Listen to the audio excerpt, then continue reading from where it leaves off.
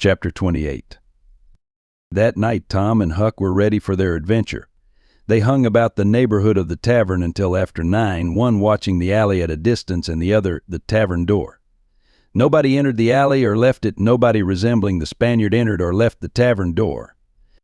The night promised to be a fair one, so Tom went home with the understanding that if a considerable degree of darkness came on, Huck was to come and maul, whereupon he would slip out and try the keys. But the night remained clear, and Huck closed his watch and retired to bed in an empty sugar hogshed about 12. Tuesday the boys had the same ill luck. Also Wednesday, but Thursday night promised better.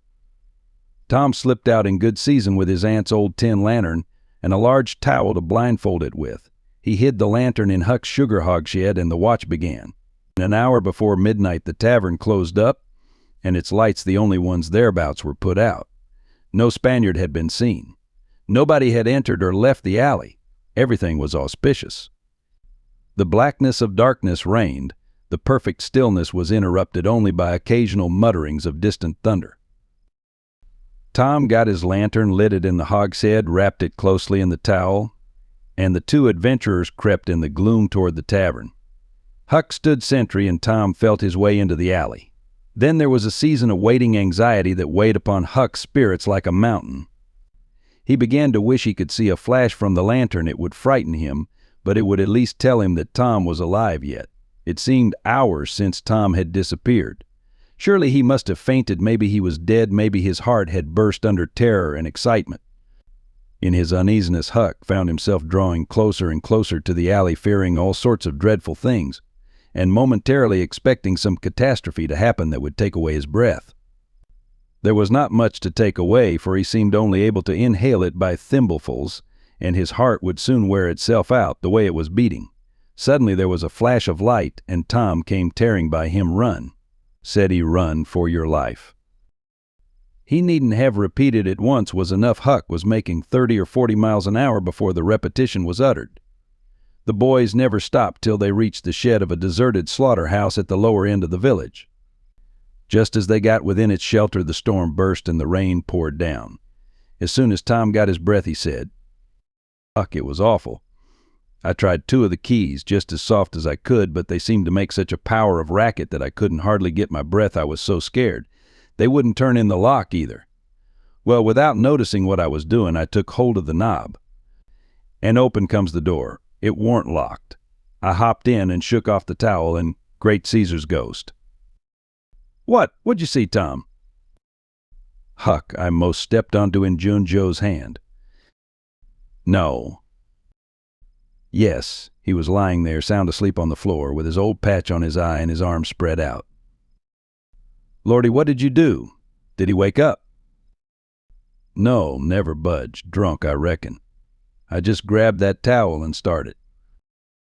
"I'd never have thought of the towel, I bet." "Well, I would. My aunt would make me mighty sick if I lost it." "Say, Tom, did you see that box?" "Huck, I didn't wait to look around. I didn't see the box. I didn't see the cross. I didn't see anything but a bottle and a tin cup on the floor by Injun Joe. Yes, I saw 2 barrels and lots more bottles in the room. Don't you see? Now, what's the matter with that haunted room?" "How?" "Why, it's a haunted with whiskey. Maybe all the temperance taverns have got a haunted room. Hey, Huck." "Well, I reckon maybe that's so. Who'd have thought such a thing? But say, Tom, now's a mighty good time to get that box, if Injun Joe's drunk." "It is that. You try it." Huck shuddered. "Well, no, I reckon not." "And I reckon not, Huck. Only 1 bottle alongside of Injun Joe ain't enough. If there'd been 3, he'd be drunk enough and I'd do it." There was a long pause for reflection, and then Tom said, "Looky here, Huck, let's not try that thing any more till we know Injun Joe's not in there. It's too scary. Now, if we watch every night, we'll be dead sure to see him go out some time or other, and then we'll snatch that box quicker'n lightning." "Well, I'm agreed. I'll watch the whole night long, and I'll do it every night, too, if you'll do the other part of the job." "All right, I will. All you got to do is to trot up Hooper Street a block and mile, and if I'm asleep, you throw some gravel at the window, and that'll fetch me." "Agreed, and good as wheat." "Now, Huck, The storm's over and I'll go home. It'll begin to be daylight in a couple of hours. You go back and watch that long, will you?" I said I would, Tom, and I will. I'll hand-eat that tavern every night for a year. I'll sleep all day and I'll stand watch all night. "That's all right. Now, where you going to sleep?" "In Ben Rogers' hayloft. He lets me, and so does his pap's nigger man, Uncle Jake. I tote water for Uncle Jake whenever he wants me to, and any time I ask him, he gives me a little something to eat if he can spare it. That's a mighty good nigger, Tom. He likes me, because I don't ever act as if I was above him. Sometime I've sat right down and eat with him. But you needn't tell that. A body's got to do things when he's awful hungry he wouldn't want to do as a steady thing." "Well, if I don't want you in the daytime, I'll let you sleep. I won't come bothering around. Anytime you see something's up in the night, just skip right around and mow." Chapter 29. The first thing Tom heard on Friday morning was a glad piece of news. Judge Thatcher's family had come back to town the night before. Both Injun Joe and the treasure sunk into secondary importance for a moment, and Becky took the chief place in the boy's interest. He saw her, and they had an exhausting good time playing hispy and gully keeper with a crowd of their schoolmates. The day was completed and crowned in a peculiarly satisfactory way. Becky teased her mother to appoint the next day for the long-promised and long-delayed picnic, and she consented. The child's delight was boundless, and Tom's not more moderate. The invitations were sent out before sunset, and straightway the young folks of the village were thrown into a fever of preparation and pleasurable anticipation. Tom's excitement enabled him to keep awake until a pretty late hour, and he had good hopes of hearing Huck's mow and of having his treasure to astonish Becky and the picnickers with next day, but he was disappointed. No signal came that night. Morning came eventually, and by 10 or 11 o'clock a giddy and rollicking company were gathered at Judge Thatcher's, and everything was ready for a start. It was not the custom for elderly people to mar the picnics with their presence. The children were considered safe enough under the wings of a few young ladies of 18 and a few young gentlemen of 23 or thereabouts. The old steam ferry boat was chartered for the occasion. Presently the gay throng filed up the main street laden with provision baskets. Sid was sick and had to miss the fun. Mary remained at home to entertain him. The last thing Mrs. Thatcher said to Becky was, "You'll not get back till late. Perhaps you'd better stay all night with some of the girls that live near the ferry landing, child." "Then I'll stay with Susie Harper, Mama." "Very well. And mind and behave yourself and don't be any trouble." Presently, as they tripped along, Tom said to Becky, "Say, I'll tell you what we'll do. Instead of going to Joe Harper's, we'll climb right up the hill and stop at the Widow Douglas. She'll have ice cream. She has it most every day, dead loads of it, and she'll be awful glad to have us." "Oh, that will be fun." Then Becky reflected a moment and said, "But what will Mama say?" "How'll she ever know?" The girl turned the idea over in her mind and said reluctantly, "I reckon it's wrong, but shucks, your mother won't know, and so what's the harm? All she wants is that you'll be safe, and I bet you she'd have said go there if she'd have thought of it. I know she would." The Widow Douglas' splendid hospitality was a tempting bait. It and Tom's persuasions presently carried the day. So it was decided to say nothing to anybody about the night's program. Presently it occurred to Tom that maybe Huck might come this very night and give the signal. The thought took a deal of the spirit out of his anticipations. Still, he could not bear to give up the fun at Widow Douglas. And why should he give it up? He reasoned the signal did not come the night before, so why should it be any more likely to come tonight?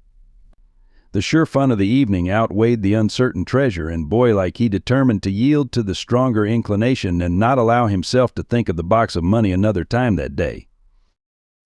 3 miles below town the ferryboat stopped at the mouth of a woody hollow and tied up. The crowd swarmed ashore, and soon the forest distances and craggy heights echoed far and near with shoutings and laughter. All the different ways of getting hot and tired were gone through with, and by the rovers straggled back to camp fortified with responsible appetites, and then the destruction of the good things began. After the feast there was a refreshing season of rest and chat in the shade of spreading oaks. By and by somebody shouted, "Who's ready for the cave?" Everybody was, Bundles of candles were procured, and straightway there was a general scamper up the hill. The mouth of the cave was up the hillside, an opening shaped like a letter A. Its massive oaken door stood unbarred. Within was a small chamber, chilly as an ice house, and walled by nature with solid limestone that was dewy with a cold sweat. It was romantic and mysterious to stand here in the deep gloom and look out upon the green valley shining in the sun.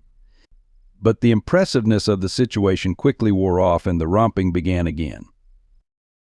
The moment a candle was lighted, there was a general rush upon the owner of it, a struggle, and a gallant defense followed, but the candle was soon knocked down or blown out, and then there was a glad clamor of laughter and a new chase. But all things have an end. By and by the procession went filing down the steep descent of the main avenue, the flickering rank of lights dimly revealing the lofty walls of rock almost to their point of junction 60 feet overhead. This main avenue was not more than 8 or 10 feet wide. Every few steps other lofty and still narrower crevices branched from it on either hand, for McDougal's cave was but a vast labyrinth of crooked aisles that ran into each other and out again and led nowhere. It was said that one might wander days and nights together through its intricate tangle of rifts and chasms and never find the end of the cave, and that he might go down and still down into the earth, and it was just the same labyrinth under labyrinth and no end to any of them.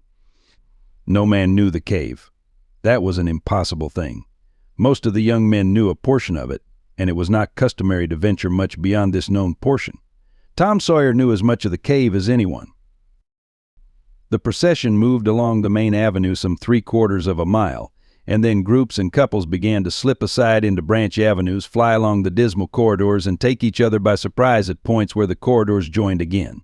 Parties were able to elude each other for the space of half an hour without going beyond the known ground. By and by, one group after another came straggling back to the mouth of the cave, panting, hilarious, smeared from head to foot with tallow drippings, daubed with clay, and entirely delighted with the success of the day. Then they were astonished to find that they had been taking no note of time, and that night was about at hand. The clanging bell had been calling for half an hour. However, this sort of close to the day's adventures was romantic and therefore satisfactory. When the ferryboat with her wild freight pushed into the stream, nobody cared sixpence for the wasted time but the captain of the craft. Huck was already upon his watch when the ferryboat's lights went glinting past the wharf. He heard no noise on board, for the young people were as subdued and still as people usually are who are nearly tired to death. He wondered what boat it was, and why she did not stop at the wharf, and then he dropped her out of his mind and put his attention upon his business. The night was growing cloudy and dark. 10 o'clock came, and the noise of vehicles ceased. Scattered lights began to wink out. All straggling foot passengers disappeared. The village betook itself to its slumbers and left the small watcher alone with the silence and the ghosts. 11 o'clock came, and the tavern lights were put out. Darkness everywhere now. Huck waited what seemed a weary long time, but nothing happened. His faith was weakening. Was there any use? Was there really any use?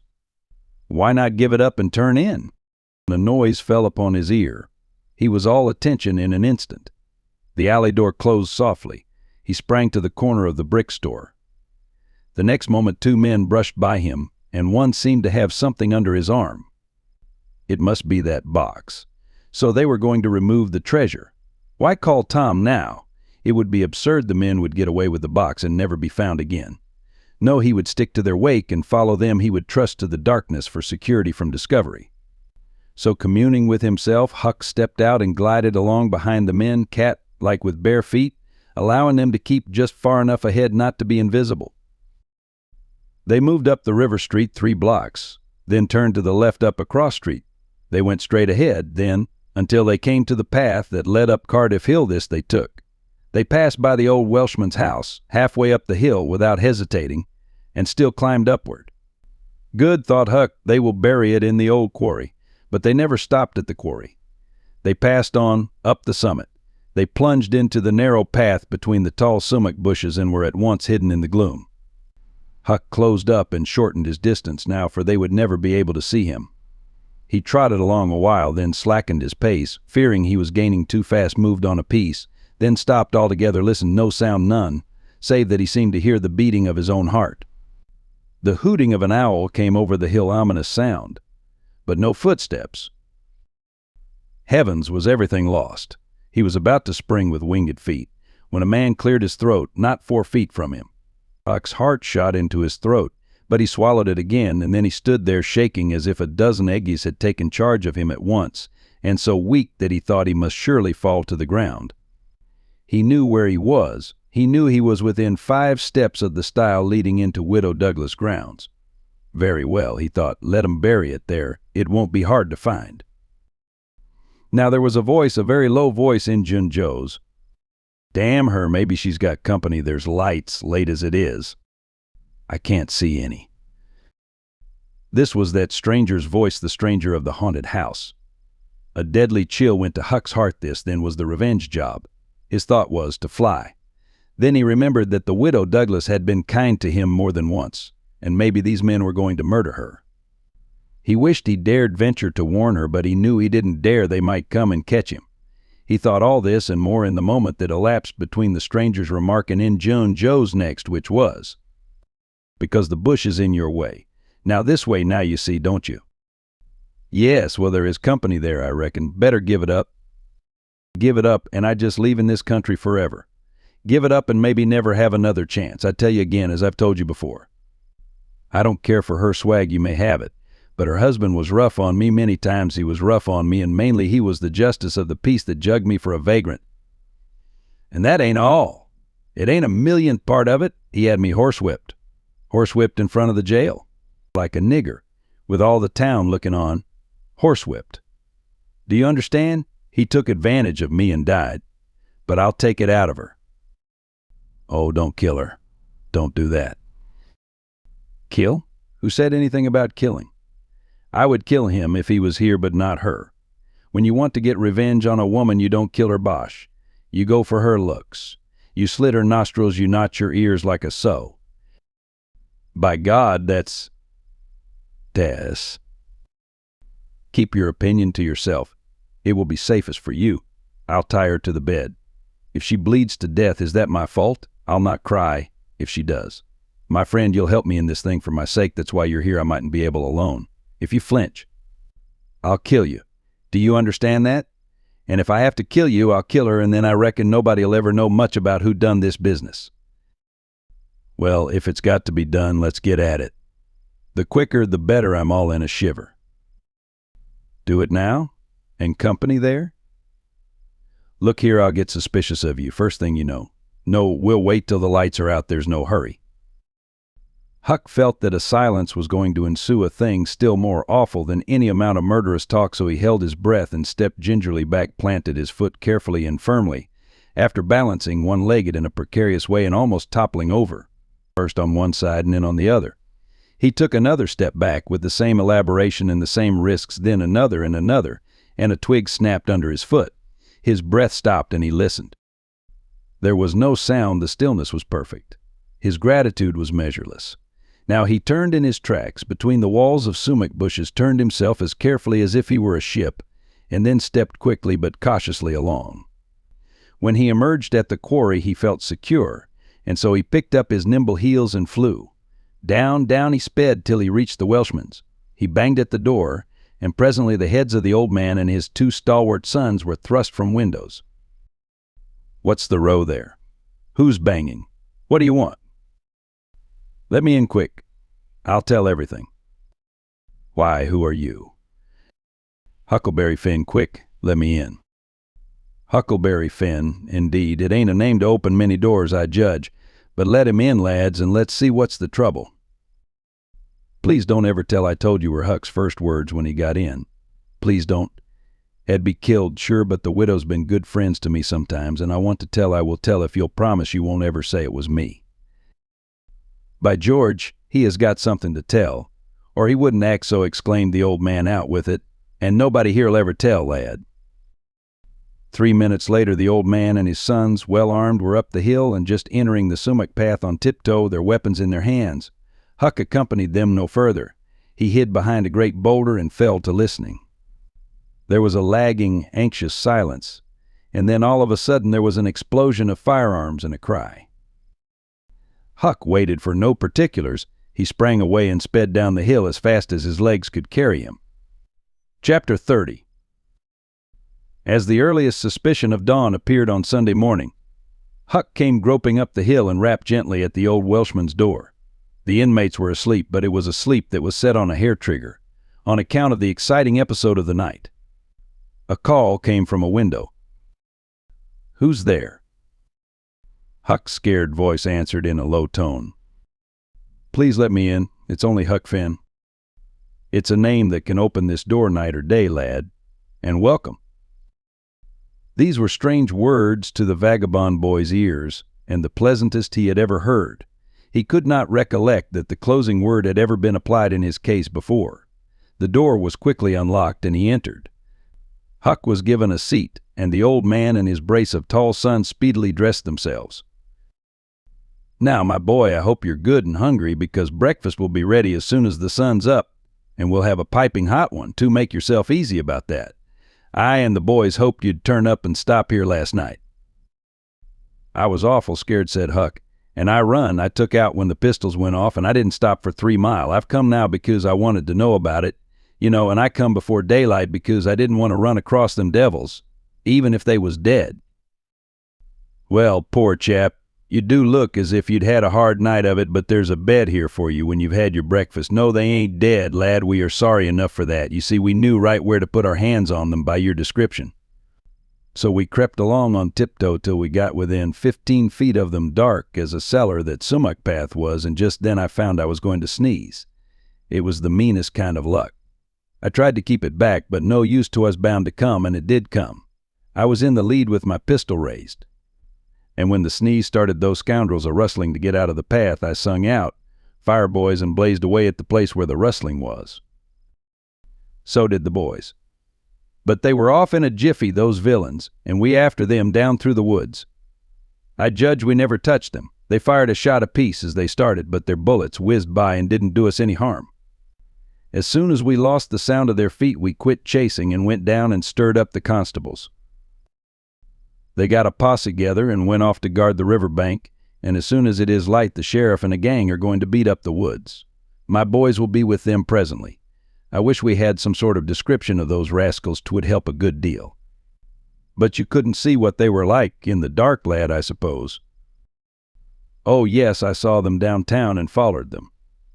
"Splendid. Describe them, my boy." "One's the old deaf and dumb Spaniard that's been around here once or twice, and t'other's a mean-looking ragged." "That's enough, lad. We know the men. Happened on them in the woods back of the widow's one day, and they slunk away. Off with you, boys, and tell the sheriff get your breakfast tomorrow morning." The Welshman's sons departed at once. As they were leaving the room, Huck sprang up and exclaimed, "Oh, please don't tell anybody it was me that blowed on them. Oh, please." "All right if you say it, Huck, but you ought to have the credit of what you did." "Oh, no, please don't tell." When the young men were gone, the old Welshman said, "They won't tell and I won't. But why don't you want it known?" Huck would not explain further than to say that he already knew too much about one of those men, and would not have the man know that he knew anything against him for the whole world. He would be killed for knowing it, sure. The old man promised secrecy once more, and said, "How did you come to follow these fellows, lad? Were they looking suspicious?" Huck was silent while he framed a duly cautious reply.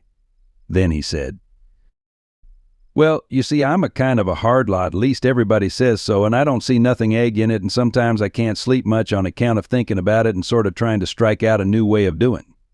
That was the way of it last night. I couldn't sleep. And so I come along up street about midnight, a-turning it all over, and when I got to that old shackly brick store by the Temperance Tavern, I backed up agin the wall to have another think. Well, just then along comes these two chaps slipping along close by me with something under their arm, and I reckoned they'd stole it. One was a-smoking, and t'other one wanted a light, so they stopped right before me, and the cigars lit up their faces, and I see that the big one was the deaf and dumb Spaniard by his white whiskers and the patch on his eye, and t'other one was a rusty, ragged-looking devil. Could you see the rags by the light of the cigars?" This staggered Huck for a moment. Then he said, "Well, I don't know, but somehow it seems as if I did." Then they went on, and you followed him. Yes, that was it. I wanted to see what was up. They sneaked along, so I dogged him to the widder's stile and stood in the dark and heard the ragged one beg for the widder, and the Spaniard swear he'd spile her looks just as I told you in your two. What? The deaf and dumb man said all that? Huck had made another terrible mistake. He was trying his best to keep the old man from getting the faintest hint of who the Spaniard might be, and yet his tongue seemed determined to get him into trouble in spite of all he could do. He made several efforts to creep out of his scrape, but the old man's eye was upon him, and he made blunder after blunder. Presently the Welshman said, "My boy, don't be afraid of me. I wouldn't hurt a hair of your head for all the world. No, I'd protect you, I'd protect you. This Spaniard is not deaf and dumb. You've let that slip without intending it. You can't cover that up now. You know something about that Spaniard that you want to keep dark. Now trust me, tell me what it is, and trust me, I won't betray you." Huck looked into the old man's honest eyes a moment, then bent over and whispered in his ear, "'Tain't a Spaniard, it's Injun Joe." The Welshman almost jumped out of his chair. In a moment he said, "It's all plain enough now. When you talked about notching ears and slitting noses, I judged that was your own embellishment, because white men don't take that sort of revenge, but an Injun, that's a different matter altogether." During breakfast the talk went on, and in the course of it the old man said that the last thing which he and his sons had done before going to bed was to get a lantern and examine the stile in its vicinity for marks of blood. They found none, but captured a bulky bundle of what? If the words had been lightning, they could not have leaped with a more stunning suddenness from Huck's blanched lips. His eyes were staring wide now, and his breath suspended, waiting for the answer. The Welshman stared in return 3 seconds, 5 seconds, 10, then replied, "Of burglar's tools. Why, what's the matter with you?" Huck sank back, panting gently but deeply, unutterably grateful. The Welshman eyed him gravely, curiously, and presently said, "Yes, burglar's tools. That appears to relieve you a good deal. But what'd give you that turn? What were you expecting we'd found?" Huck was in a close place. The inquiring eye was upon him. He would have given anything for material for a plausible answer. Nothing suggested itself. The inquiring eye was boring deeper, and deeper a senseless reply offered. There was no time to weigh it, so at a venture he uttered it feebly. "Sunday school books, maybe." Poor Huck was too distressed to smile, but the old man laughed loud and joyously, shook up the details of his anatomy from head to foot, and ended by saying that such a laugh was money in a man's pocket, because it cut down the doctor's bill like everything. Then he added, "Poor old chap, you're white and jaded, you ain't well a bit, no wonder you're a little flighty and off your balance. But you'll come out of it. Rest and sleep will fetch you out all right, I hope." Huck was irritated to think he had been such a goose and betrayed such a suspicious excitement, for he had dropped the idea that the parcel brought from the tavern was the treasure as soon as he had heard the talk at the widow's stile. He had only thought it was not the treasure, however, he had not known that it wasn't, and so the suggestion of a captured bundle was too much for his self-possession. But on the whole he felt glad the little episode had happened, for now he knew beyond all question that that bundle was not the bundle, and so his mind was at rest and exceedingly comfortable. In fact, everything seemed to be drifting just in the right direction. Now the treasure must be still in no. Too, the men would be captured and jailed that day, and he and Tom could seize the gold that night without any trouble or any fear of interruption. Just as breakfast was completed, there was a knock at the door. Huck jumped for a hiding place, for he had no mind to be connected even remotely with the late event. The Welshman admitted several ladies and gentlemen, among them the widow Douglas, and noticed that groups of citizens were climbing up the hill to stare at the stile. So the news had spread. The Welshman had to tell the story of the night to the visitors. The widow's gratitude for her preservation was outspoken. "Don't say a word about it, madam. There's another that you're more beholden to than you are to me and my boys, maybe, but he don't allow me to tell his name. We wouldn't have been there but for him." Of course this excited a curiosity so vast that it almost belittled the main matter, but the Welshman allowed it to eat into the vitals of his visitors, and through them be transmitted to the whole town, for he refused to part with his secret. When all else had been learned, the widow said, "I went to sleep reading in bed and slept straight through all that noise. Why didn't you come and wake me?" We judged it weren't worthwhile. Those fellows weren't likely to come again. They hadn't any tools left to work with, and what was the use of waking you up and scaring you to death? My 3 Negro men stood guard at your house all the rest of the night. They've just come back. More visitors came, and the story had to be told and retold for a couple of hours more. There was no Sabbath school during day school vacation, but everybody was early at church. The stirring event was well canvassed.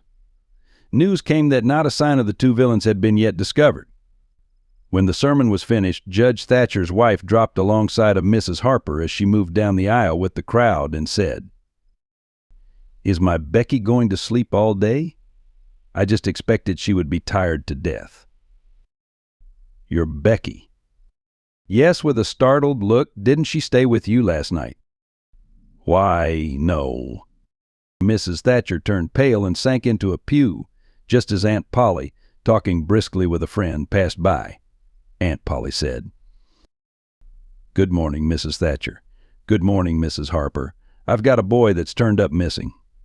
I reckon my Tom stayed at your house last night, one of you, and now he's afraid to come to church. I've got to settle with him." Mrs. Thatcher shook her head feebly and turned paler than ever. "He didn't stay with us," said Mrs. Harper, beginning to look uneasy. A marked anxiety came into Aunt Polly's face. "Joe Harper, have you seen my Tom this morning?" "Num. Me." "When did you see him last?" Joe tried to remember, but was not sure he could say. The people had stopped moving out of church. Whispers passed along, and a boding uneasiness took possession of every countenance. Children were anxiously questioned, and young teachers. They all said they had not noticed whether Tom and Becky were on board the ferryboat on the homeward trip. It was dark. No one thought of inquiring if anyone was missing. One young man finally blurted out his fear that they were still in the cave. Mrs. Thatcher swooned away. Aunt Polly fell to crying and wringing her hands. The alarm swept from lip to lip, from group to group, from street to street, and within 5 minutes the bells were wildly clanging and the whole town was up. The Cardiff Hill episode sank into instant insignificance. The burglars were forgotten, horses were saddled, skiffs were manned, the ferryboat ordered out, and before the horror was half an hour old, 200 men were pouring down high road and river toward the cave. All the long afternoon the village seemed empty and dead. Many women visited Aunt Polly and Mrs. Thatcher and tried to comfort them. They cried with them too, and that was still better than words. All the tedious night the town waited for news, but when the morning dawned at last, all the word that came was, "Send more candles and send food." Mrs. Thatcher was almost crazed, and Aunt Polly also. Judge Thatcher sent messages of hope and encouragement from the cave, but they conveyed no real cheer. The old Welshman came home toward daylight, spattered with candle grease, smeared with clay, and almost worn out. He found Huck still in the bed that had been provided for him, and delirious with fever.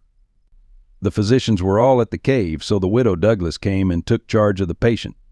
She said she would do her best by him, because whether he was good, bad, or indifferent, he was the Lord's, and nothing that was the Lord's was a thing to be neglected. The Welshman said Huck had good spots in him, and the widow said, "You can depend on it. That's the Lord's mark. He don't leave it off. He never does. Puts it somewhere on every creature that comes from his hands." Early in the forenoon, parties of jaded men began to straggle into the village, but the strongest of the citizens continued searching. All the news that could be gained was that remotenesses of the cavern were being ransacked that had never been visited before, that every corner and crevice was going to be thoroughly searched, that wherever one wandered through the maze of passages, lights were to be seen flitting hither and thither in the distance, and shoutings and pistol shots sent their hollow reverberations to the ear down the somber aisles.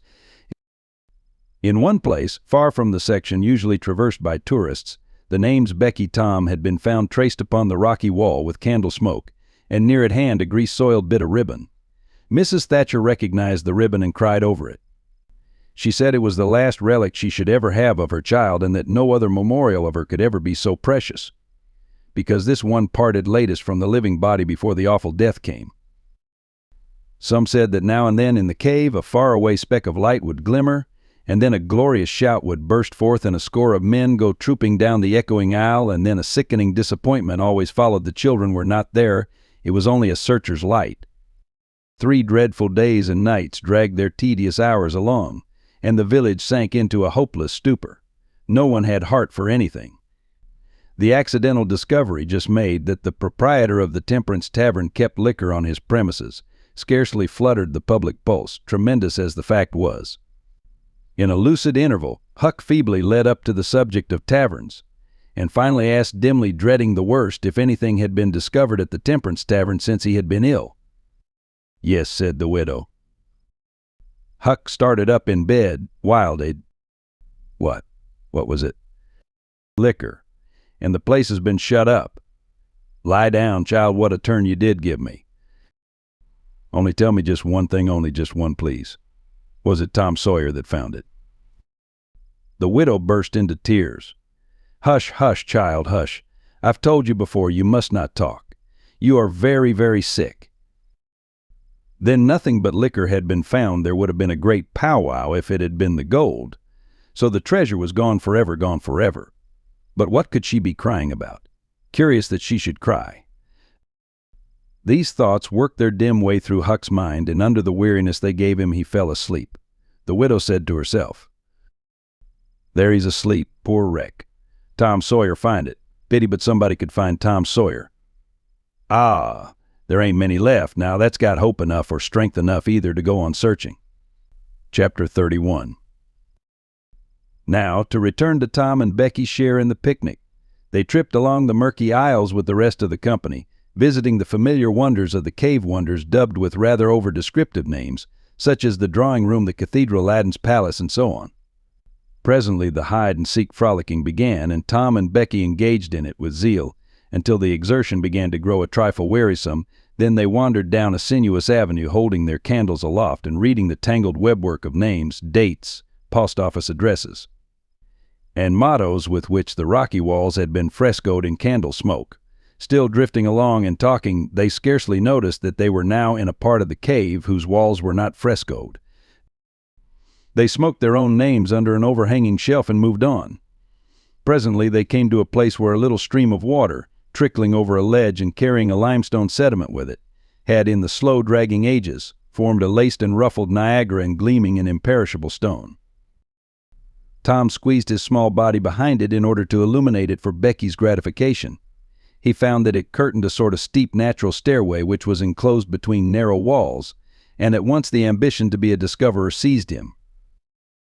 Becky responded to his call, and they made a smoke mark for future guidance and started upon their quest. They wound this way and that, far down into the secret depths of the cave, made another mark, and branched off in search of novelties to tell the upper world about. In one place they found a spacious cavern, from whose ceiling depended a multitude of shining stalactites of the length and circumference of a man's leg. They walked all about it, wondering and admiring, and presently left it by one of the numerous passages that opened into it. This shortly brought them to a bewitching spring, whose basin was encrusted with a frostwork of glittering crystals. It was in the midst of a cavern whose walls were supported by many fantastic pillars, which had been formed by the joining of great stalactites and stalagmites together, the result of the ceaseless water drip of centuries. Under the roof vast knots of bats had packed themselves together. Thousands in a bunch. The lights disturbed the creatures, and they came flocking down by hundreds, squeaking and darting furiously at the candles. Tom knew their ways and the danger of this sort of conduct. He seized Becky's hand and hurried her into the first corridor that offered, and none too soon, for a bat struck Becky's light out with its wing while she was passing out of the cavern. The bats chased the children a good distance, but the fugitives plunged into every new passage that offered, and at last got rid of the perilous things. Tom found a subterranean lake, shortly, which stretched its dim length away until its shape was lost in the shadows. He wanted to explore its borders, but concluded that it would be best to sit down and rest a while first. Now, for the first time, the deep stillness of the place laid a clammy hand upon the spirits of the children. Becky said, "Why, I didn't notice, but it seems ever so long since I heard any of the others." "Come to think, Becky, we are away down below them, and I don't know how far away north or south or east or whichever it is. We couldn't hear them here." Becky grew apprehensive. "I wonder how long we've been down here, Tom? We better start back." "Yes, I reckon we better. P-Raps, we better." "Can you find the way, Tom?" It's all a mixed-up crookedness to me. I reckon I could find it, but then the bats. If they put our candles out, it will be an awful fix. Let's try some other way so as not to go through there. Well, but I hope we won't get lost. It would be so awful, and the girl shuddered at the thought of the dreadful possibilities. They started through a corridor and traversed it in silence a long way, glancing at each new opening to see if there was anything familiar about the look of it, but they were all strange. Every time Tom made an examination, Becky would watch his face for an encouraging sign, and he would say cheerily, "Oh, it's all right. This ain't the one, but we'll come to it right away." But he felt less and less hopeful with each failure, and presently began to turn off into diverging avenues at sheer random, in desperate hope of finding the one that was wanted. He still said it was all right, but there was such a leaden dread at his heart that the words had lost their ring and sounded just as if he had said all is lost. Becky clung to his side in an anguish of fear and tried hard to keep back the tears, but they would come. At last she said, "Oh, Tom, never mind the bats. Let's go back that way. We seem to get worse and worse off all the time." "Listen," said he. Profound silence so deep that even their breathings were conspicuous in the hush. Tom shouted. The call went echoing down the empty aisles and died out in the distance in a faint sound that resembled a ripple of mocking laughter. "Oh, don't do it again, Tom. It is too horrid," said Becky. "It is horrid, but I better, Becky, they might hear us, you know," and he shouted again. The might was even a chillier horror than the ghostly laughter. It so confessed a perishing hope. The children stood still and listened, but there was no result. Tom turned upon the back track at once and hurried his steps. It was but a little while before a certain indecision in his manner revealed another fearful fact to Becky: he could not find his way back. "Oh, Tom, you didn't make any marks." "Becky, I was such a fool. Such a fool. I never thought we might want to come back. No, I can't find the way. It's all mixed up. Tom, we're lost. We're lost. We never can get out of this awful place. Oh, why did we ever leave the others?" She sank to the ground and burst into such a frenzy of crying that Tom was appalled with the idea that she might die or lose her reason. He sat down by her and put his arms around her. She buried her face in his bosom. She clung to him. She poured out her terrors, her unavailing regrets, and the far echoes turned them all to jeering laughter. Tom begged her to pluck up hope again, and she said she could not. He fell to blaming and abusing himself for getting her into this miserable situation. This had a better effect. She said she would try to hope again. She would get up and follow wherever he might lead, if only he would not talk like that anymore. For he was no more to blame than she said. So they moved on again, aimlessly, simply at random. All they could do was to move, keep moving. For a little while hope made a show of reviving, not with any reason to back it, but only because it is its nature to revive when the spring has not been taken out of it by age and familiarity with failure. By and by Tom took Becky's candle and blew it out. This economy meant so much. Words were not needed. Becky understood, and her hope died again. She knew that Tom had a whole candle and 3 or 4 pieces in his pockets, yet he must economize.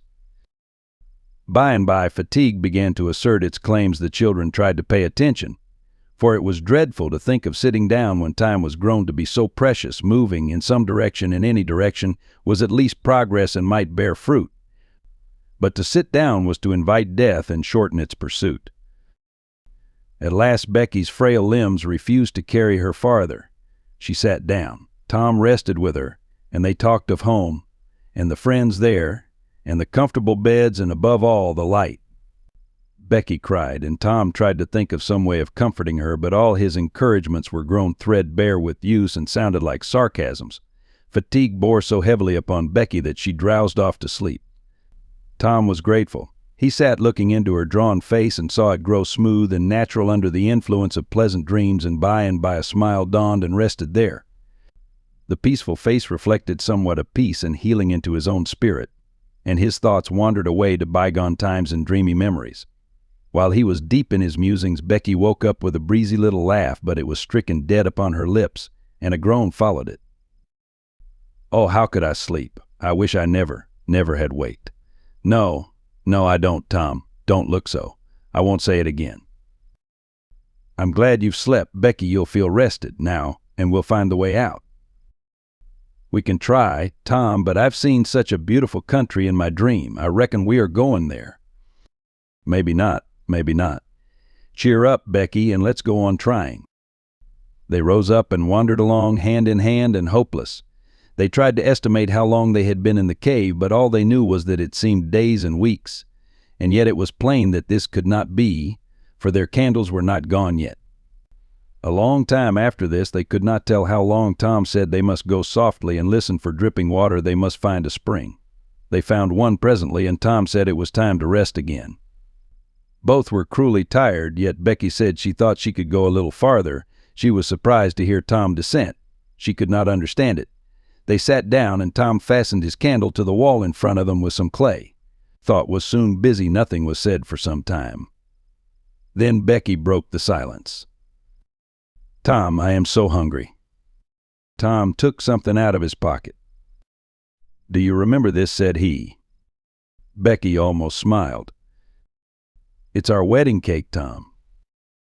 Yes, I wish it was as big as a barrel, for it's all we've got. I saved it from the picnic for us to dream on, Tom, the way grown-up people do with wedding cake, but it'll be our. She dropped the sentence where it was. Tom divided the cake, and Becky ate with good appetite, while Tom nibbled at his moiety. There was abundance of cold water to finish the feast with. By and by Becky suggested that they move on again. Tom was silent a moment. Then he said, Becky, can you bear it if I tell you something? Becky's face paled, but she thought she could. Well then, Becky, we must stay here where there's water to drink. That little piece is our last candle. Becky gave loose to tears and wailings. Tom did what he could to comfort her, but with little effect. At length Becky said, Tom. Well, Becky. They'll miss us and hunt for us. Yes, they will. Certainly they will. Maybe they're hunting for us now, Tom. Why, I reckon maybe they are. I hope they are. When would they miss us, Tom? When they get back to the boat, I reckon. Tom, it might be dark then. Would they notice we hadn't come? I don't know. But anyway, your mother would miss you as soon as they got home. A frightened look in Becky's face brought Tom to his senses, and he saw that he had made a blunder. Becky was not to have gone home that night.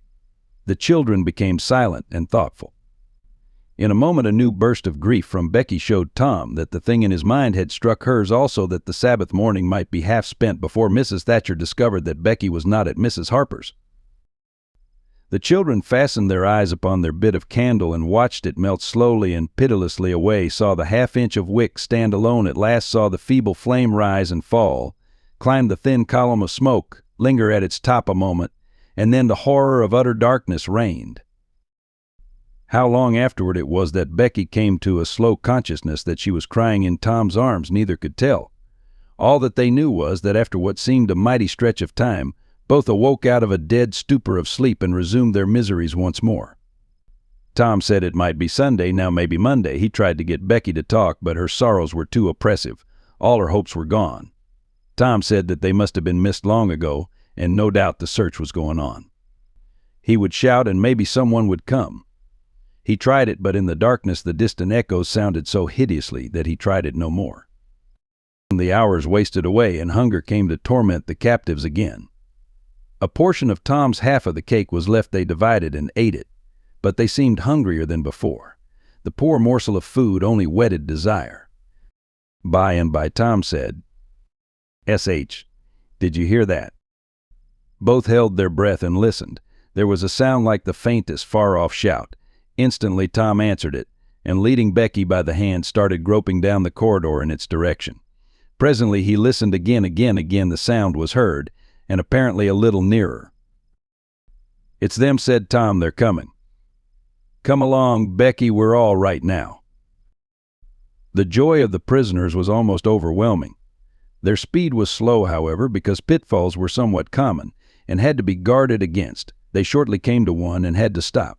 It might be 3 feet deep, it might be 100, there was no passing it at any rate. Tom got down on his breast and reached as far down as he could. No bottom, They must stay there and wait until the searchers came. They listened. Evidently, the distant shoutings were growing more distant. A moment or two more and they had gone all together, the heart-sinking misery of it. Tom whooped until he was hoarse, but it was of no use. He talked hopefully to Becky, but an age of anxious waiting passed and no sounds came again. The children groped their way back to the spring. The weary time dragged on. They slept again and awoke famished and woe-stricken. Tom believed it must be Tuesday by this time. Now an idea struck him. There were some side passages near at hand. It would be better to explore some of these than bear the weight of the heavy time in idleness. He took a kite line from his pocket, tied it to a projection, and he and Becky started, Tom in the lead, unwinding the line as he groped along. At the end of 20 steps, the corridor ended in a jumping-off place. Tom got down on his knees and felt below, and then as far around the corner as he could reach with his hands conveniently. He made an effort to stretch yet a little farther to the right, and at that moment, not 20 yards away, a human hand holding a candle appeared from behind a rock. Tom lifted up a glorious shout, and instantly that hand was followed by the body it belonged to Injun Joe's. Tom was paralyzed. He could not move. He was vastly gratified the next moment to see the Spaniard take to his heels and get himself out of sight. Tom wondered that Joe had not recognized his voice and come over and killed him for testifying in court. But the echoes must have disguised the voice. Without doubt, that was it, he reasoned. Tom's fright weakened every muscle in his body. He said to himself that if he had strength enough to get back to the spring, he would stay there, and nothing should tempt him to run the risk of meeting Injo again. He was careful to keep from Becky what it was he had seen. He told her he had only shouted for luck. But hunger and wretchedness rise superior to fears in the long run. Another tedious wait at the spring and another long sleep brought changes. The children awoke tortured with a raging hunger. Tom believed that it must be Wednesday or Thursday or even Friday or Saturday now, and that the search had been given over. He proposed to explore another passage. He felt willing to risk Injun Joe and all other terrors. But Becky was very weak. She had sunk into a dreary apathy and would not be roused. She said she would wait now where she was and die it would not be long. She told Tom to go with the kite line and explore if he chose, but she implored him to come back every little while and speak to her, and she made him promise that when the awful time came, he would stay by her and hold her hand until all was over. Tom kissed her with a choking sensation in his throat and made a show of being confident of finding the searchers or an escape from the cave. Then he took the kite line in his hand and went groping down one of the passages on his hands and knees, distressed with hunger and sick with bodings of coming doom. Chapter 32. Tuesday afternoon came and waned to the twilight. The village of St. Petersburg still mourned. The lost children had not been found. Public prayers had been offered up for them, and many a private prayer that had the petitioner's whole heart in it, but still no good news came from the cave. The majority of the searchers had given up the quest and gone back to their daily avocations, saying that it was plain the children could never be found. Mrs. Thatcher was very ill and a great part of the time delirious. People said it was heartbreaking to hear her call her child and raise her head and listen a whole minute at a time, then lay it wearily down again with a moan.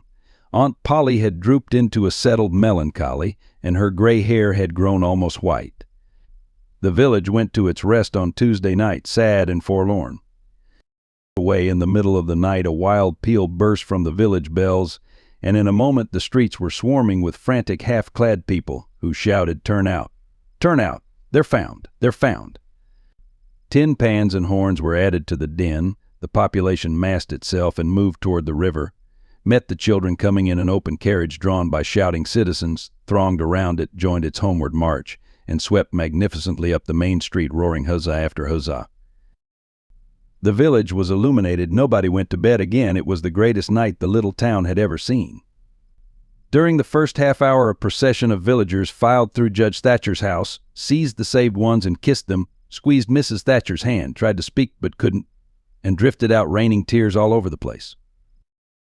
Aunt Polly's happiness was complete, and Mrs. Thatcher's nearly so. It would be complete, however, as soon as the messenger dispatched with the great news to the cave should get the word to her husband. Tom lay upon a sofa with an eager auditory about him and told the history of the wonderful adventure. putting in many striking additions to adorn it withal, and closed with a description of how he left Becky and went on an exploring expedition. How he followed 2 avenues as far as his kite line would reach, how he followed a third to the fullest stretch of the kite line, and was about to turn back when he glimpsed a far-off speck that looked like daylight, dropped the line and groped toward it, pushed his head and shoulders through a small hole, and saw the broad Mississippi rolling by. And if it had only happened to be night, he would not have seen that speck of daylight and would not have explored that passage any more. He told how he went back for Becky and broke the good news, and she told him not to fret her with such stuff, for she was tired and knew she was going to die and wanted to. He described how he labored with her and convinced her, and how she almost died for joy when she had groped to where she actually saw the blue speck of daylight, how he pushed his way out at the hole, and then helped her out, how they sat there and cried for gladness. How some men came along in a skiff and Tom hailed them and told them their situation and their famished condition, how the men didn't believe the wild tale at first because, said they, you are 5 miles down the river below the valley the cave is in, then took them aboard, rode to a house, gave them supper, made them rest till 2 or 3 hours after dark, and then brought them home. Before day dawned, Judge Thatcher and the handful of searchers with him were tracked out in the cave by the twine clues they had strung behind them and informed of the great news. 3 days and nights of toil and hunger in the cave were not to be shaken off at once, as Tom and Becky soon discovered. They were bedridden all of Wednesday and Thursday and seemed to grow more and more tired and worn all the time. Tom got about a little on Thursday, was downtown Friday, and nearly as whole as ever Saturday, but Becky did not leave her room until Sunday, and then she looked as if she had passed through a wasting illness. Tom learned of Huck's sickness and went to see him on Friday, but could not be admitted to the bedroom, neither could he on Saturday or Sunday. He was admitted daily after that, but was warned to keep still about his adventure and introduce no exciting topic. The widow Douglas stayed by to see that he obeyed. At home, Tom learned of the Cardiff Hill event, also that the ragged man's body had eventually been found in the river near the ferry landing. He had been drowned while trying to escape, perhaps. About a fortnight after Tom's rescue from the cave, he started off to visit Huck, who had grown plenty strong enough now to hear exciting talk, and Tom had some that would interest him, he thought. Judge Thatcher's house was on Tom's way, and he stopped to see Becky.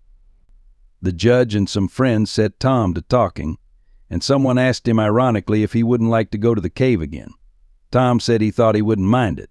The judge said, "Well, there are others just like you, Tom, I've not the least doubt. But we have taken care of that. Nobody will get lost in that cave anymore." "Why?" "Well, because I had its big door sheathed with boiler iron 2 weeks ago, and triple locked, and I've got the keys." Tom turned as white as a sheet. "What's the matter, boy? Here, run somebody. Fetch a glass of water." The water was brought and thrown into Tom's face. "Ah, now you're all right. What was the matter with you, Tom?" "Oh, Judge, Injun Joe's in the cave." Chapter 33. Within a few minutes the news had spread, and a dozen skiff loads of men were on their way to McDougal's cave, and the ferryboat, well filled with passengers, soon followed. Tom Sawyer was in the skiff that bore Judge Thatcher. When the cave door was unlocked, a sorrowful sight presented itself in the dim twilight of the place. Injun Joe lay stretched upon the ground, dead, with his face close to the crack of the door, as if his longing eyes had been fixed, to the latest moment, upon the light and the cheer of the free world outside. Tom was touched, for he knew by his own experience how this wretch had suffered. His pity was moved, but nevertheless he felt an abounding sense of relief and security, now, which revealed to him in a degree which he had not fully appreciated before how vast a weight of dread had been lying upon him since the day he lifted his voice against this bloody-minded outcast.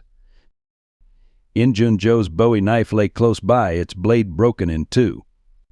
The great foundation beam of the door had been chipped and hacked through with tedious labor, useless labor, too, it was, for the native rock formed a sill outside it, and upon that stubborn material the knife had wrought no effect. The only damage done was to the knife itself. But if there had been no stony obstruction there, the labor would have been useless still, for if the beam had been wholly cut away, Injun Joe could not have squeezed his body under the door, and he knew it.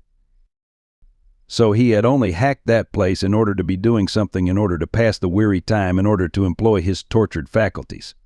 Ordinarily one could find half a dozen bits of candle stuck around in the crevices of this vestibule, left there by tourists, but there were none now. The prisoner had searched them out and eaten them. He had also contrived to catch a few bats, and these also he had eaten, leaving only their claws.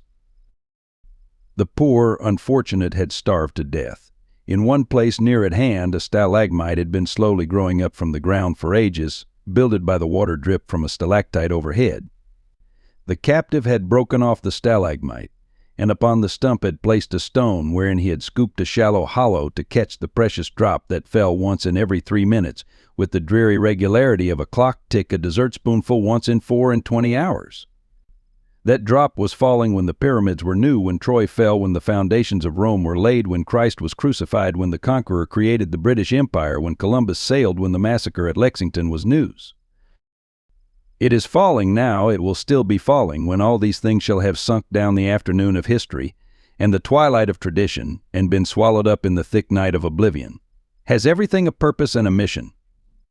Did this drop fall patiently during 5,000 years to be ready for this flitting human insect's need? And has it another important object to accomplish 10,000 years to come? No matter.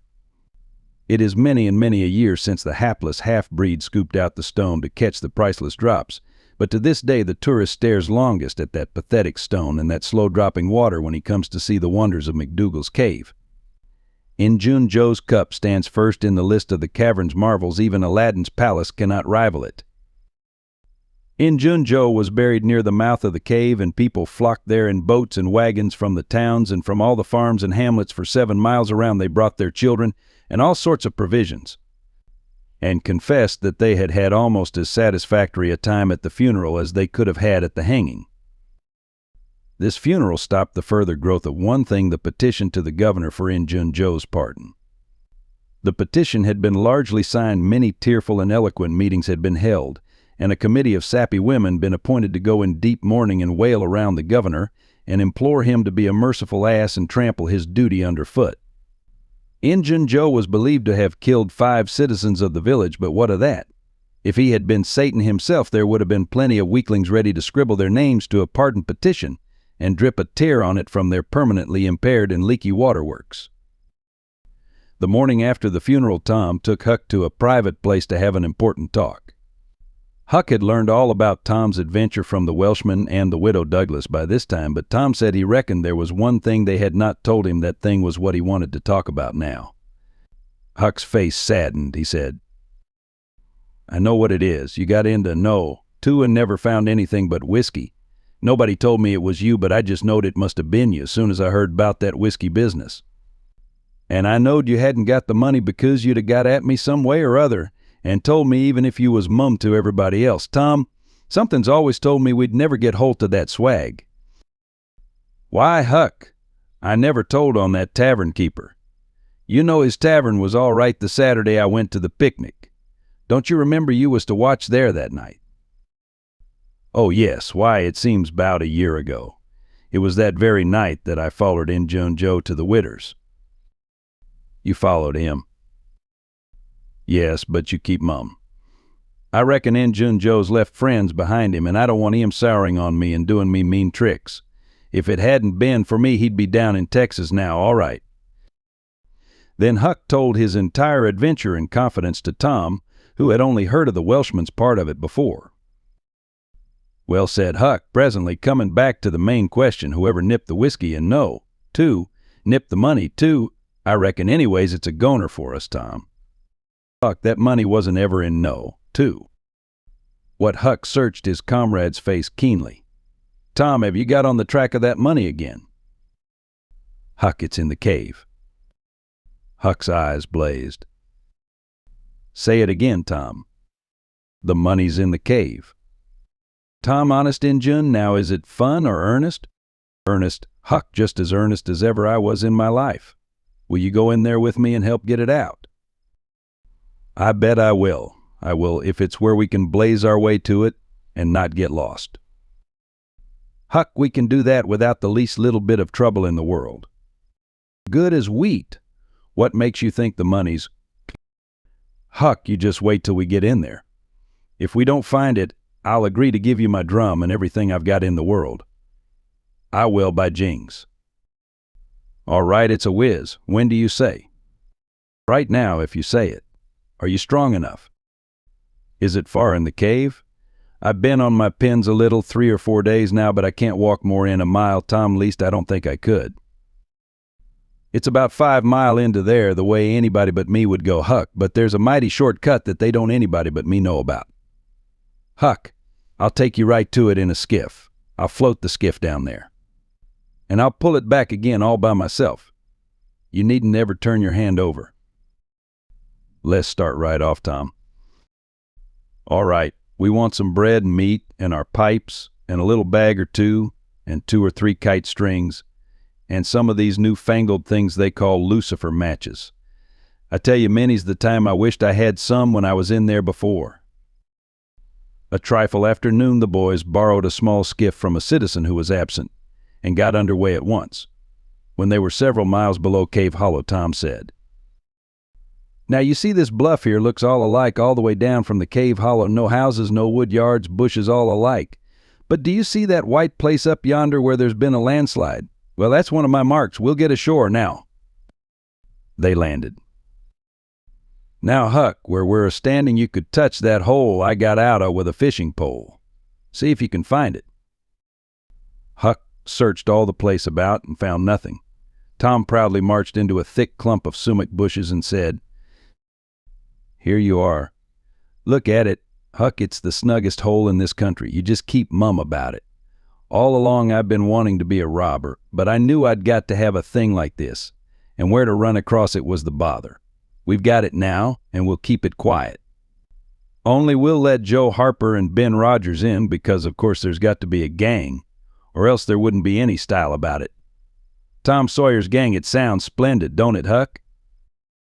"Well, it just does, Tom, and who'll we rob?" "Almost anybody. Waylay people, that's mostly the way." "And kill them?" "No, not always. Hive them in the cave till they raise a ransom." "What's a ransom?" "Money. You make them raise all they can off in their friends, and after you've kept them a year, if it ain't raised, then you kill them. That's the general way. Only you don't kill the women. You shut up the women, but you don't kill them. They're always beautiful and rich. And awfully scared. You take their watches and things, but you always take your hat off and talk polite. They ain't anybody as polite as robbers. You'll see that in any book. Well, the women get to loving you. And after they've been in the cave a week or 2 weeks, they stop crying, and after that you couldn't get them to leave. If you drove them out, they'd turn right around and come back. It's so in all the books. Why, it's real bully, Tom. I believe it's better to be a pirate." "Yes, it's better in some ways because it's close to home and circuses and all that." By this time everything was ready and the boys entered the hole, Tom in the lead. They toiled their way to the farther end of the tunnel, then made their spliced kite strings fast and moved on. A few steps brought them to the spring, and Tom felt a shudder quiver all through him. He showed Huck the fragment of candle wick perched on a lump of clay against the wall and described how he and Becky had watched the flame struggle and expire. The boys began to quiet down to whispers now, for the stillness and gloom of the place oppressed their spirits. They went on and presently entered and followed Tom's other corridor until they reached the jumping-off place. The candles revealed the fact that it was not really a precipice, but only a steep clay hill 20 or 30 feet high. Tom whispered, "Now I'll show you something, Huck." He held his candle aloft and said, "Look as far around the corner as you can. Do you see that? There on the big rock over yonder, done with candle smoke. Tom, it's a cross. Now where's your number 2? Under the cross, hey? Right yonder's where I saw Injun Joe poke up his candle, Huck." Huck stared at the mystic sign a while and then said with a shaky voice, "Tom, let's get out of here." "What?" "And leave the treasure." "Yes, leave it. Injun Joe's ghost is round about there, certain?" "No, it ain't, Huck, no, it ain't. It would 'a' anteed the place where he died away out at the mouth of the cave 5 mile from here." "No, Tom, it wouldn't. It would hang round the money. I know the ways of ghosts, and so do you." Tom began to fear that Huck was right. Misgivings gathered in his mind. But presently an idea occurred to him. "Looky here, Huck, what fools we're making of ourselves. Injun Joe's ghost ain't a-going to come around where there's a cross." The point was well taken. It had its effect. "Tom, I didn't think of that. But that's so. It's luck for us, that cross is. I reckon we'll climb down there and have a hunt for that box." Tom went first, cutting rude steps in the clay hill as he descended. Huck followed. 4 avenues opened out of the small cavern which the great rock stood in. The boys examined 3 of them with no result. They found a small recess in the one nearest the base of the rock, with a pallet of blankets spread down in it, also an old suspender, some bacon rind, and the well-gnawed bones of 2 or 3 fowls. But there was no money box. The lads searched and researched this place, but in vain. Tom said, "He said under the cross." "Well, this comes nearest to being under the cross. It can't be under the rock itself, because that's set solid on the ground." They searched everywhere once more and then sat down discouraged. Huck could suggest nothing.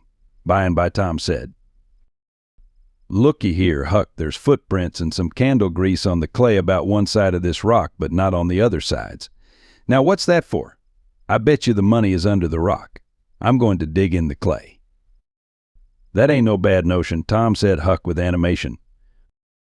Tom's real Barlow was out at once, and he had not dug 4 inches before he struck wood. "Hey, Huck, you hear that?" Huck began to dig and scratch now. Some boards were soon uncovered and removed. They had concealed a natural chasm which led under the rock.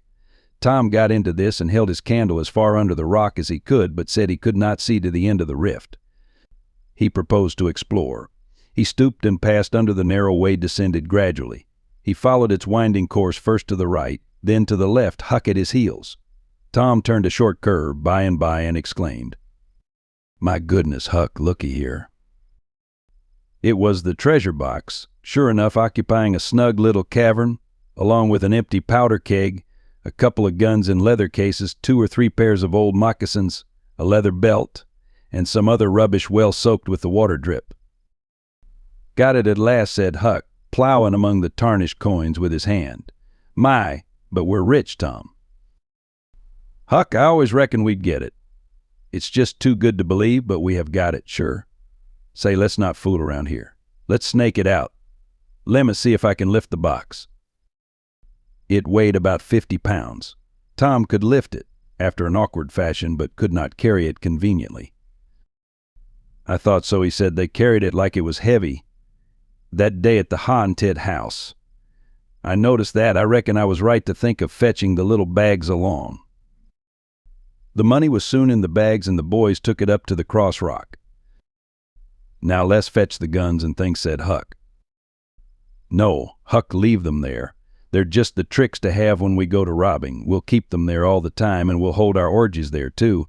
It's an awful snug place for orgies." "What orgies?" "I dunno. But robbers always have orgies, and of course we've got to have them, too. Come along, Huck, we've been in here a long time. It's getting late, I reckon. I'm hungry, too. We'll eat and smoke when we get to the skiff." They presently emerged into the clump of sumac bushes, looked warily out, found the coast clear, and were soon lunching and smoking in the skiff. As the sun dipped toward the horizon, they pushed out and got under way. Tom skimmed up the shore through the long twilight, chatting cheerily with Huck, and landed shortly after dark. "Now, Huck," said Tom, "we'll hide the money in the loft of the widow's woodshed, and I'll come up in the morning and we'll count it and divide. And then we'll hunt up a place out in the woods for it, where it will be safe. Just you lay quiet here and watch the stuff till I run, and hook Benny Taylor's little wagon. I won't be gone a minute." He disappeared, and presently returned with the wagon, put the 2 small sacks into it, threw some old rags on top of them, and started off, dragging his cargo behind him. When the boys reached the Welshman's house, they stopped to rest. Just as they were about to move on, the Welshman stepped out and said, "Hallo, who's that?" "Huck and Tom Sawyer." "Good, come along with me, boys. You are keeping everybody waiting. Here, hurry up. Trot ahead, I'll haul the wagon for you. Why, it's not as light as it might be. Got bricks in it? Or old metal?" "Old metal," said Tom. I judge so the boys in this town will take more trouble and fool away more time hunting up 6 bits worth of old iron to sell to the foundry than they would to make twice the money at regular work. But that's human nature. Hurry along, hurry along, hurry along. The boys wanted to know what the hurry was about. Never mind, you'll see when we get to the Widow Douglas, Huck said with some apprehension, for he was long used to being falsely accused. Mr. Jones, we haven't been doing nothing. The Welshman laughed.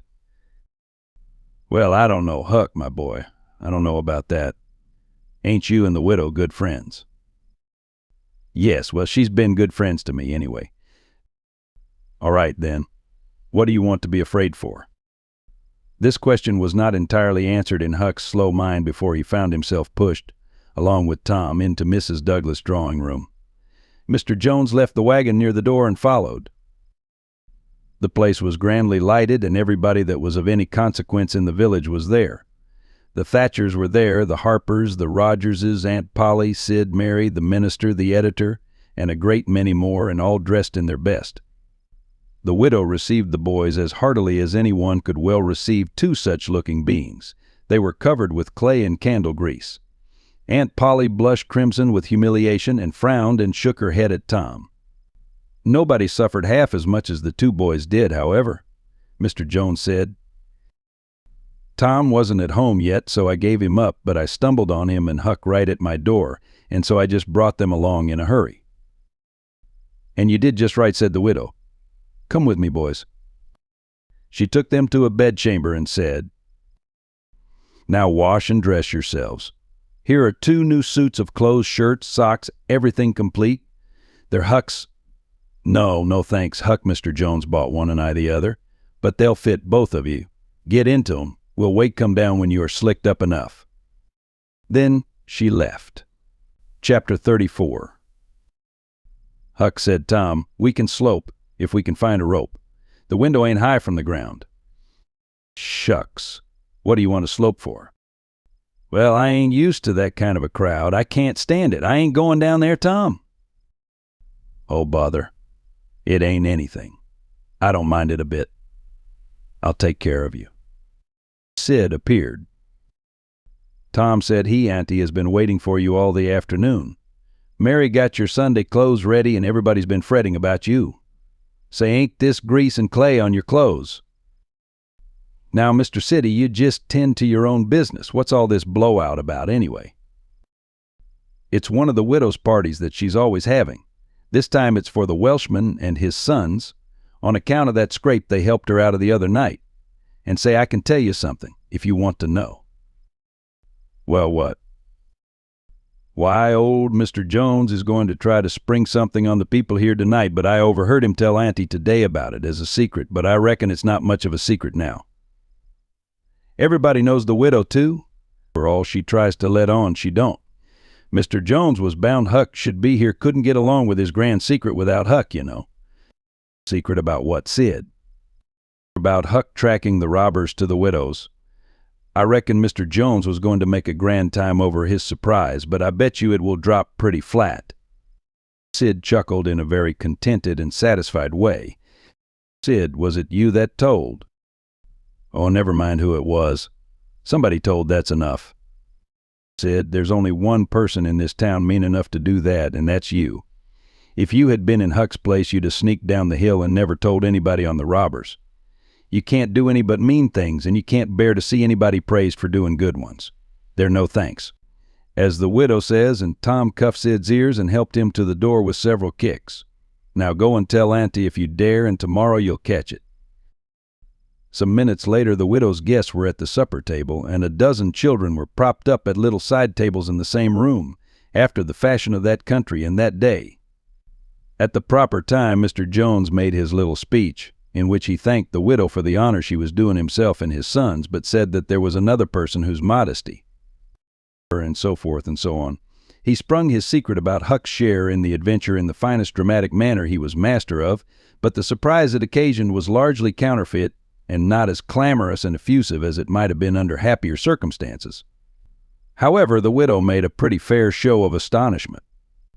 and heaped so many compliments and so much gratitude upon Huck that he almost forgot the nearly intolerable discomfort of his new clothes and the entirely intolerable discomfort of being set up as a target for everybody's gaze and everybody's laudations.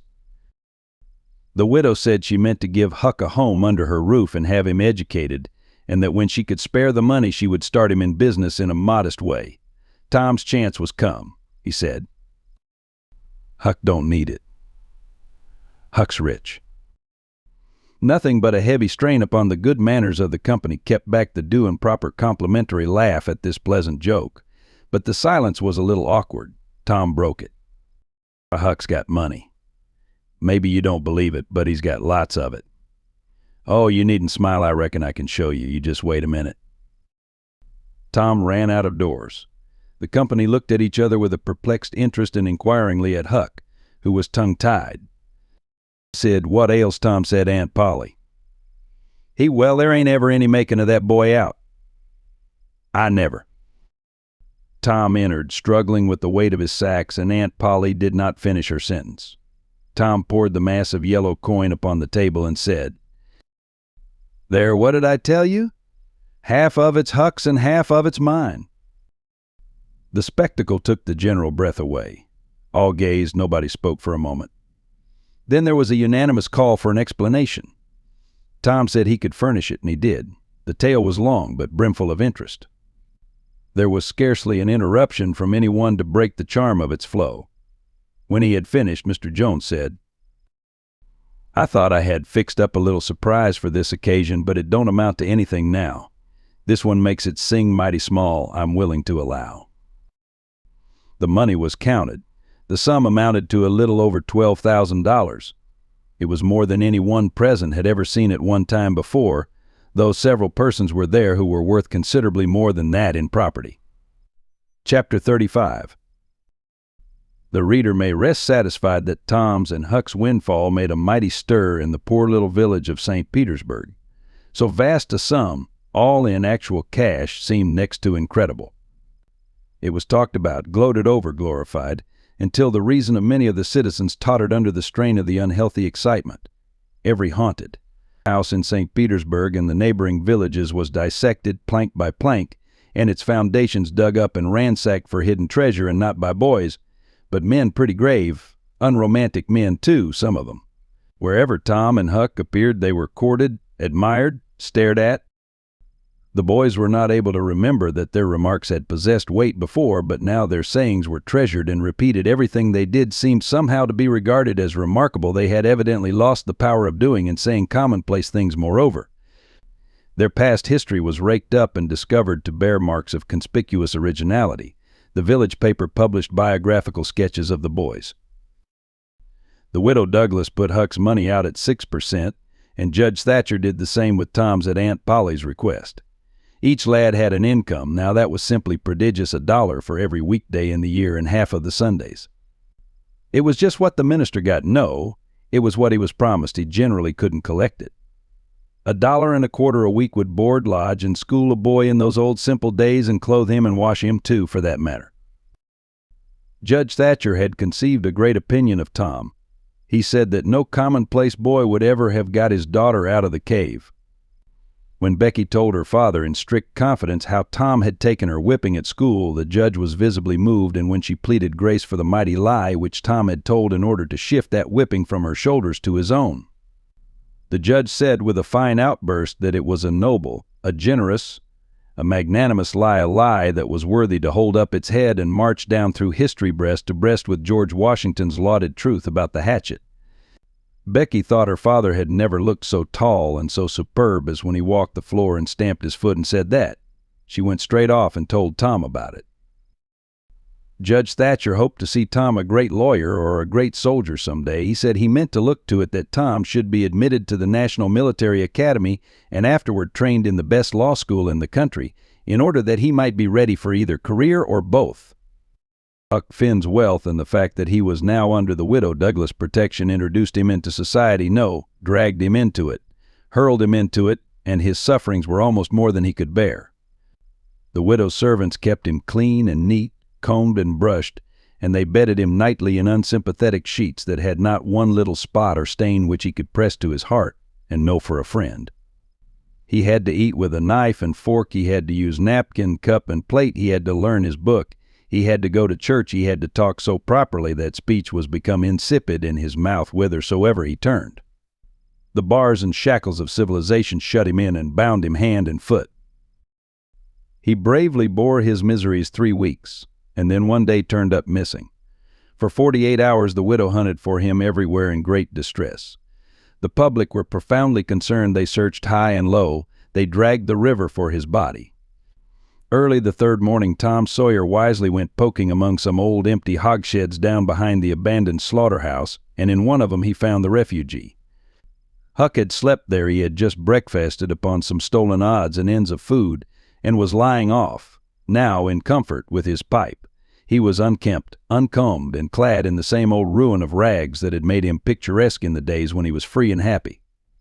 Tom routed him out, told him the trouble he had been causing, and urged him to go home.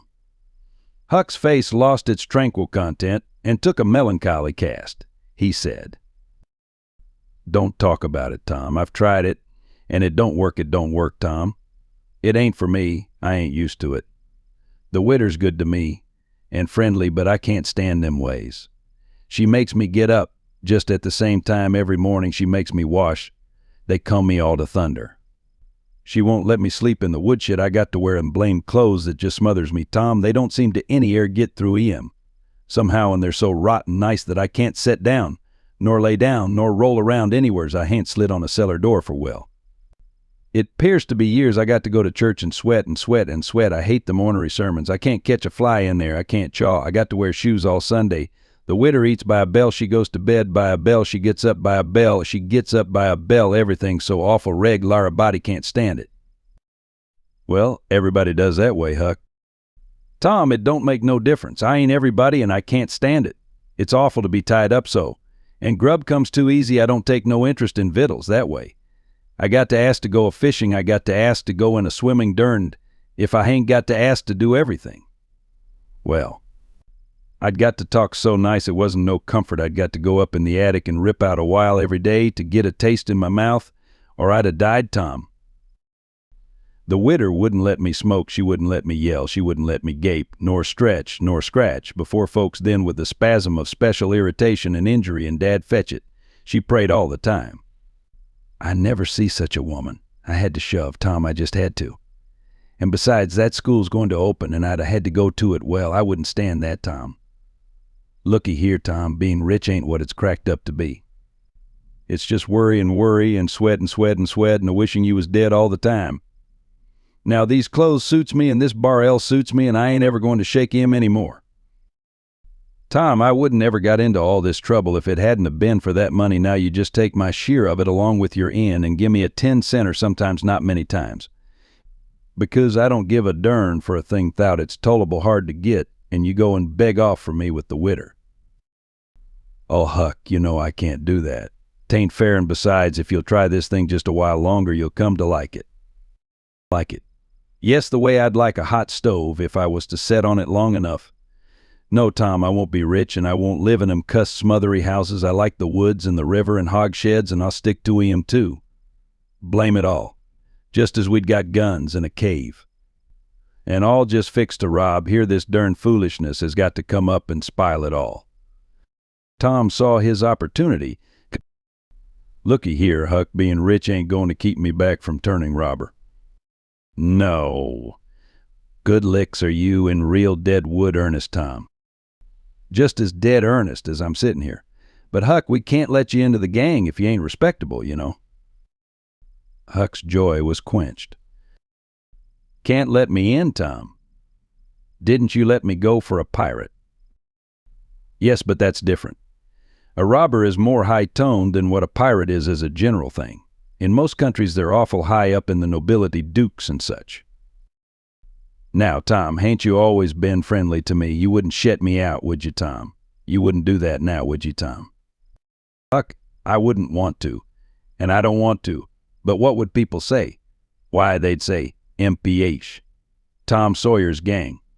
Pretty low characters in it. They'd mean you, Huck. You wouldn't like that, and I wouldn't." Huck was silent for some time, engaged in a mental struggle. Finally he said, "Well, I'll go back to the widder for a month and tackle it and see if I can come to stand it, if you'll let me belong to the gang, Tom." "All right, Huck, it's a whiz. Come along, old chap, and I'll ask the widow to let up on you a little, Huck." "Will you, Tom, now, will you? That's good. If she'll let up on some of the roughest things, I'll smoke private and cuss private and crowd through or bust. When you going to start the gang and turn robbers?" "Oh, right off. We'll get the boys together and have the initiation tonight, maybe."